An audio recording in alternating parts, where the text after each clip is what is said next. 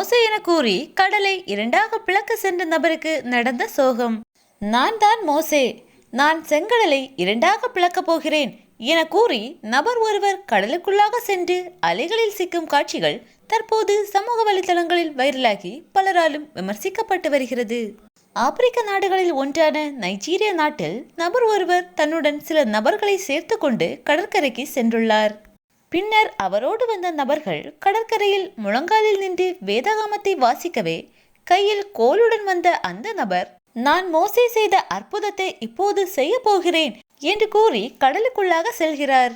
பின்னர் அவர் கையில் இருந்த அந்த கோலை கடலுக்குள் வைக்கவே உடனடியாக கடலில் சிக்கி கீழே விழுகிறார். இந்த காட்சிகள் சமூக வலைதளங்களில் வைரலாகி பெரும் சிரிப்பலையை ஏற்படுத்தியுள்ளது.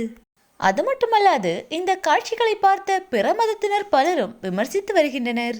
உன் தேவனாகிய கர்த்தரை பரீட்சை பாராதிருப்பாயாக என்று வேதாகமம் சொல்லி இருக்க, தான் புதியதாக ஏதோ முயற்சிக்கிறேன் என்று கூறி இப்படிப்பட்ட நபர்கள் செய்யும் இந்த செயல்கள் பலரும் நம் கிறிஸ்தவ மதத்தை விமர்சிக்க ஏதுவாக அமைந்துள்ளது. இந்த காட்சிகள் மக்களை சிரிக்க வைக்க எடுக்கப்பட்ட காட்சிகள் என்று ஒருபுறம் கூறப்பட்டாலும் பரிசுத்த வேதாகமத்தை வைத்துக்கொண்டு செய்யும் இந்த செயல்கள் மிகவும் கண்டிக்கத்தக்கது.